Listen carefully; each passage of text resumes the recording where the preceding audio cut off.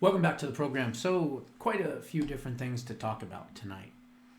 First and foremost, if you remember on Jeff's show yesterday, which by the way, I'm proud of myself, I figured out how to edit that. I figured out how to cut out the first part. I figured out how to turn it from an MP3, which is just an audio file, to an MP4. I figured out how to add the image in and all that. So, I do know how to do the Monday show. And I haven't tried yet, but I am going to, in the next day or two, try to put together the interview that I did with AJ Rice about almost 2 weeks ago, because John has been in the hospital for well over a month. And we'll talk about that a little bit later. But thank you all. I appreciate it very much for the well wishes and the concerns and the prayers.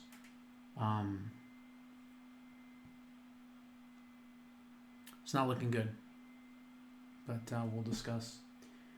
In any event, there was some talk about President Trump nominating Kari Lake to be the ambassador to Mexico. Now, the problem with that is when you are appointed or nominated for a position like that, you got to go there. You have to represent. You have to go to the embassy. You have to live as an expatriate in that country. And you are the point person for the United States and that country.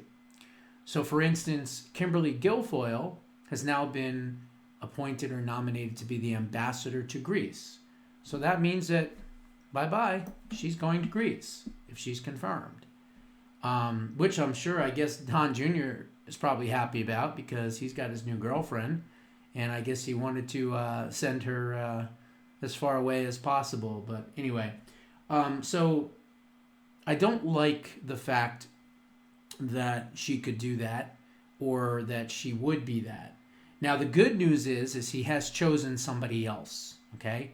But think about it. If she was put in Mexico, the cartels run Mexico. They run the government of Mexico, which means that her life would have been in very, very serious danger, especially if she was in Mexico. Whether she was at a U.S. consulate or an embassy or not, she would be in Mexico. And the things that she has said about the cartels, the things that she said about the open border and all that would put her life in danger. So I am extremely happy that she is not going to be the ambassador to Mexico. So instead, President Trump has announced that ex-Green Beret, I believe, and ex-CIA official Ronald Johnson is going to serve as his ambassador to Mexico. So that means at this point that Kari Lake is still, for whatever reason, not in the cabinet. Now, I think if she wasn't running for the Senate and they didn't steal it from her for the second time, and she didn't have to go through all of that and the race and everything else, I believe she would have been the Department of Homeland Security Secretary rather than Kristi Noem. But he couldn't give her that job, mainly because she was still running for the Senate as they were stealing it from her. So, through executive order, I've already said that one of the positions that he ought to create is a Department of Election Integrity. Well, my buddy Ben Bergquam, you may know from Real America's Voice, also did an endorsement for my book. He had a great suggestion through executive action: create a voter czar, basically. An election czar is what they would be called. And she would be similar to a Tom Homan in the fact that she would have the power to go through the voter rolls of all the states and go through them and investigate all the different things, all the fraudulent activity that happened in this election, this 2024 election, in the stolen seats in Orange County, California, which, by the way, I'm hearing there is going to be some recounts, so it's possible we'll get one or two of those back. We'll see what happens. But also the 4 Senate seats, including hers, that was stolen from her in this election. And, of course, the 2022 midterms, which were stolen from her here in Arizona, and the 2020 election. So she would be a great person to create as an election czar for the government, and let her go to work. And if not that, then my suggestion would be for her to get out of Arizona. You're not going to get a fair shot here. You're not going to get a fair shake. They call you the female Trump, and they hate your guts, and they're not going to let you win elections here. So you might as well go to a state that is now plus 13, plus 14 for Republicans, the state you're originally from, the state that knows you as their first daughter, basically, and that is Iowa. Move to Iowa, gain your residency, and take Joni Ernst's seat. That's what you should do. So we'll see what happens. We'll keep an eye on it. There's also a possibility that she could be working for the Department of Justice under Harmeet Dillon, who has now been appointed or nominated to be the Assistant Attorney General for Civil Rights. So perhaps there's some work that Kari Lake could do at the Department of Justice as well. So we'll see. We shall see what happens. So I wanted to touch on that. The other thing was this. Do you remember, and this was a while ago, but I did say this in probably 2019, 2020. I said at the time, if Hispanic voters ever turned on the Democrats and started voting for Republicans in huge, huge numbers, that the Democrats, I think I made a joke at the time, the Democrats would go down to the border with AK-47s and shoot them dead themselves, is what my joke was, because I know Right Wing Watch said something like, Josh Bernstein says if Republicans start winning elections, by gaining Hispanic voters, that Democrats will go down to the border with AK-47s and shoot them all, or something like that, which I was joking around, but yeah, I did say that. Well, I was correct, okay, as I've been on many other things, and Democrats are now saying exactly what I've been talking about. So the editor for Bulwark supports mass deportations now because, quote, Hispanics are unreliable Democrats. Exactly what I said 4 years ago. Jonathan Lass, the editor of the far-left Bulwark, has come out in favor of President-elect Donald Trump's mass deportations now that Hispanic voters are unreliable Democrat voters. Trump's desire to secure our border and deport illegal aliens is based on the rule of law. According to the laws written by representatives of the American people, if you enter the country illegally, you are supposed to be deported. These laws were written in good faith to protect our country's sovereignty, to ensure that we knew who was coming into the country, and to avoid undermining the standard of living of working American people. One of the greatest champions of working people, labor activist Cesar Chavez, this is their article, not mine, I wouldn't agree with that at all, vehemently opposed illegal immigration. He understood how it hurt not only the wages of the working class, but their power to negotiate with the food growers. All right, I don't care about Chavez, so let's see. From where I sit, Jonathan Lass' motive for suddenly backing mass deportations is a naked act of racism reminiscent of the Jim Crow South created by Democrats to punish black people who did not vote for Democrats. Last is also admitting that illegal alien voters and those that have been imported by the tens of millions by Democrats typically favor their votes. Democrats should spend exactly zero political capital stopping any of Trump's deportation efforts, Last explained over at the Blue Sky. I guess it's the new gay Twitter for pussies. He then added that this admission, it is madness to spend capital trying to help people who are no longer a major part of your electoral coalition. There it is on a silver platter for you. The borders were wide open for one reason and one reason only. We lost working class voters. We lost a huge percentage of black voters. We lost a huge percentage of legal Hispanic voters. So what are we supposed to do when we're losing our base of support? Well, we're supposed to import new people that don't know any better, that will vote for us because we gave them amnesty, because we brought them into the country, because we gave them driver's licenses, because we gave them, benefits and handouts and EBD cards and, all the other shit that we've done, right? But now all of a sudden, those people, thankfully, didn't vote in mass numbers in the elections, but Hispanic Republicans that were here legally have turned on the Democrats and are now a voting bloc for the Republican Party. So naturally, why on earth would the Democrats want more of these people to be in the country if they don't get any benefit out of it? And what's the benefit? To stay in power. So just like I said over 4 years ago, I was correct. And here it is. So they are admitting that the whole purpose of the open borders and the crime and everything else, they didn't care about. Remember what I've been saying for the longest time? It was collateral damage. So what? So what? Some Americans got murdered and raped and killed. Small price to pay to stay in power. That's their mentality. They don't care about us. They don't care about the American people. They certainly don't care even about their own constituents. All they care about is one thing and one thing only: staying in power. And thankfully, they're not going to stay in power. And now it is our opportunity to pass election integrity laws for all 50 states that mandate voter ID and, in addition, also ban 100% any foreigner from voting in our elections at any level: state, federal, presidential, doesn't matter. If we can do those two things, we're going to be in a very good situation moving forward. Okay? So anyway, wanted to cover that.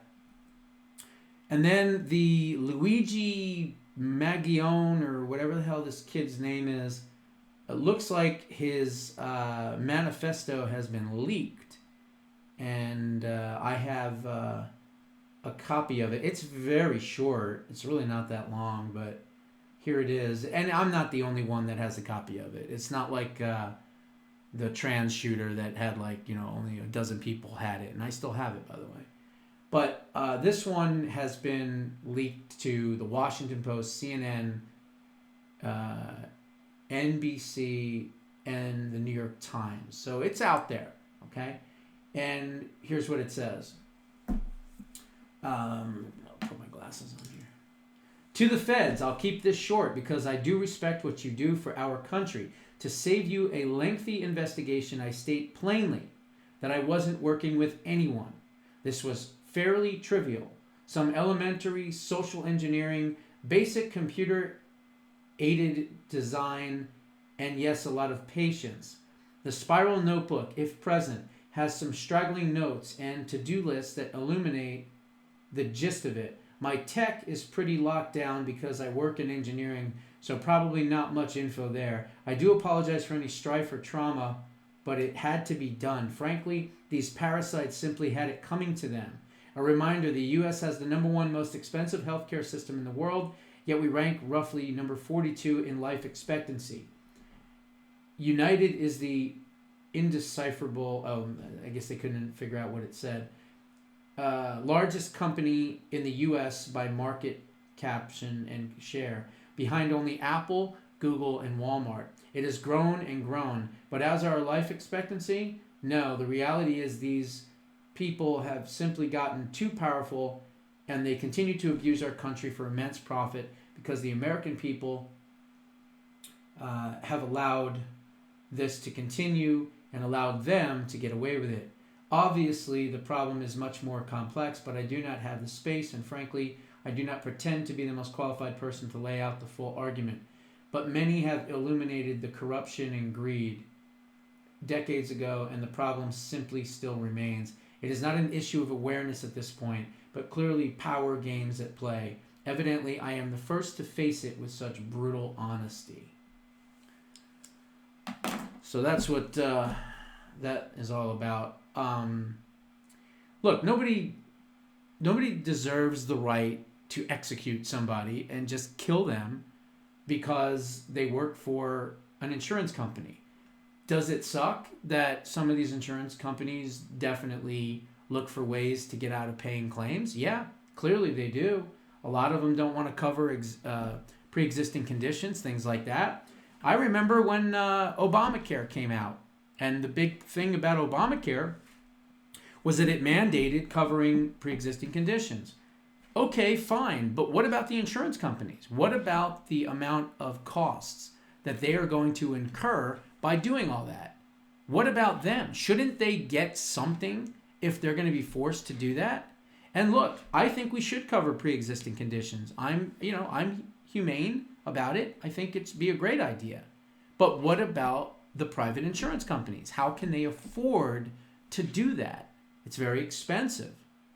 Well, you got to give them tax breaks. You got to give them tax incentives. You got to give them rebates. You got to give them huge, huge discounts. Whatever you have to do in order to make them still profitable, but also have the ability to cover people that are vulnerable, that need to have coverage, especially people with pre-existing conditions. So anyway, but you can't solve it with violence. These people on the left that are talking about how, I saw one psycho said, asking Biden if you can pardon this kid before you leave office.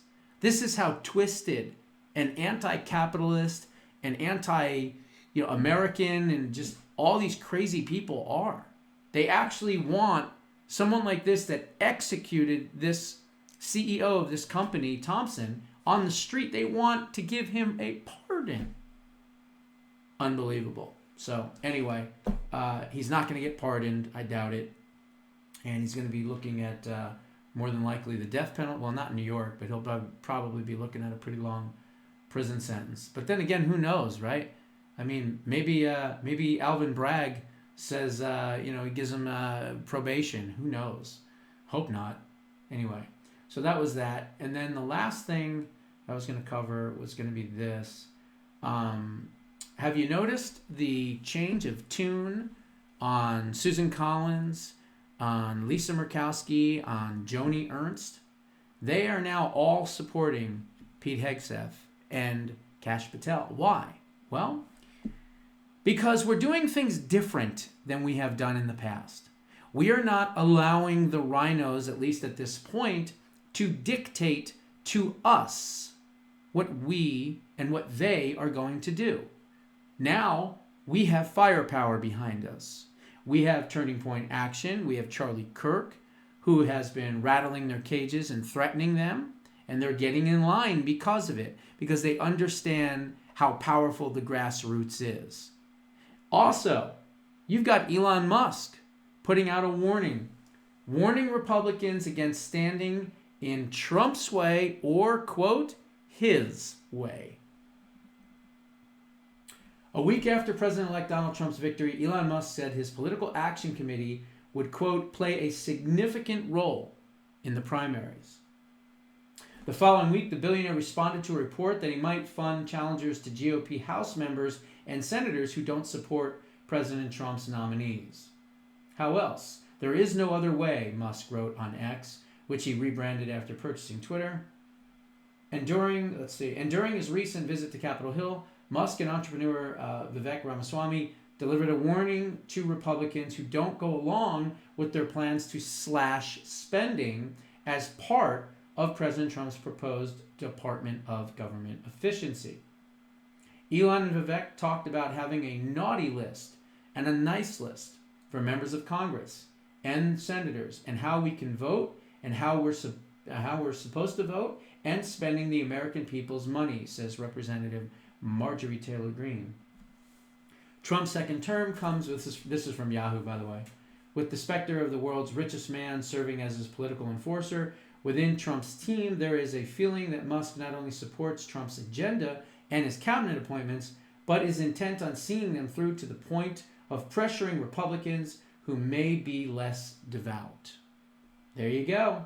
As one Trump advisor, speaking on condition of anonymity, has said to discuss this, Musk has come to enjoy his role on the campaign and that he clearly had the resources to stay involved. The advisor also notes that Musk's role is still taking shape. And Musk, once a supporter of President Barack Obama, before moving to the right in recent years, is famously mercurial.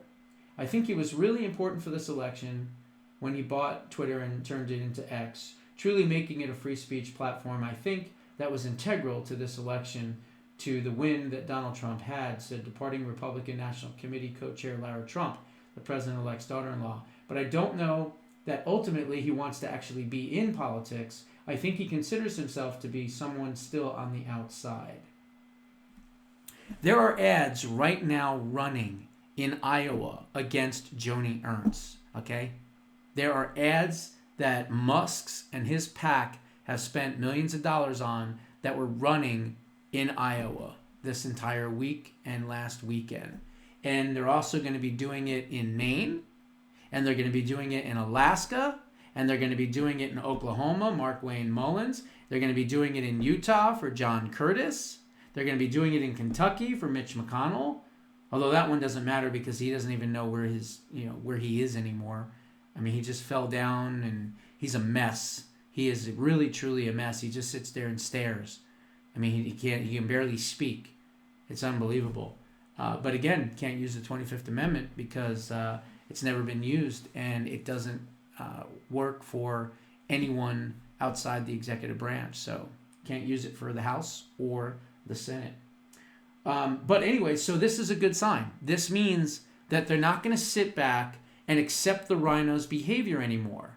They're going to put pressure on them, guerrilla activism, whatever you want to call it, and make sure that these people understand we are watching everything and we expect you to do the right thing, which is not only to nominate and approve every single one of President Trump's appointed cabinet members, but more importantly, his entire agenda.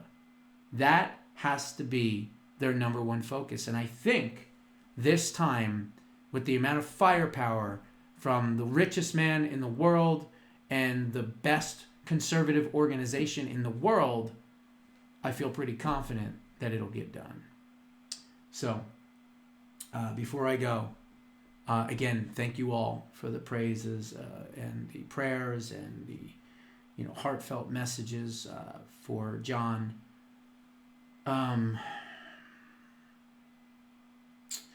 I spoke with him today, and it's not good.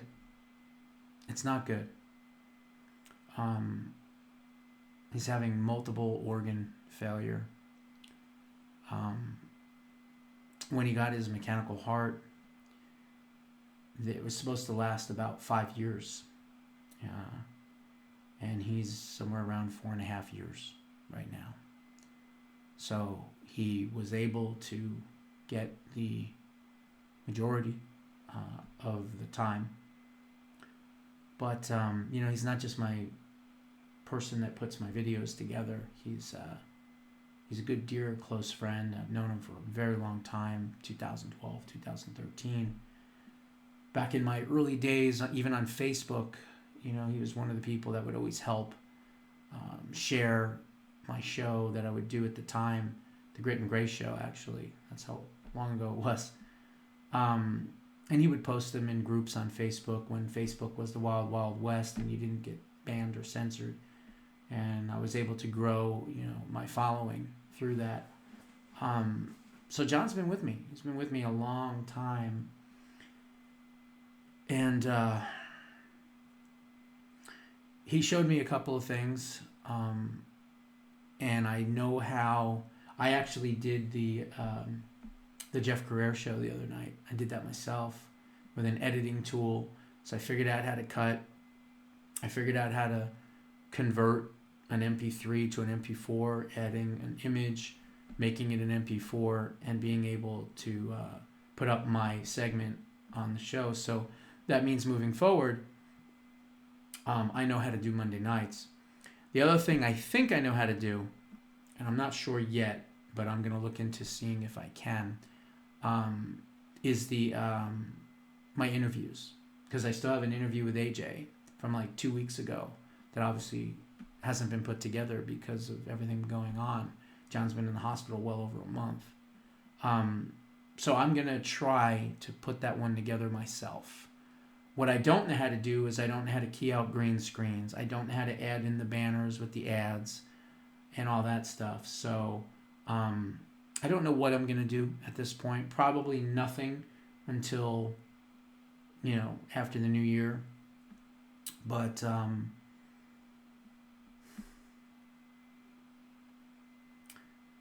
sadly, I don't believe John will be here by New Year's. As a matter of fact, I'm almost positive.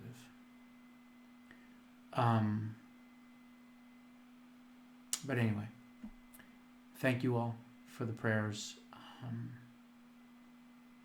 He's on pain medications, and they're making him comfortable because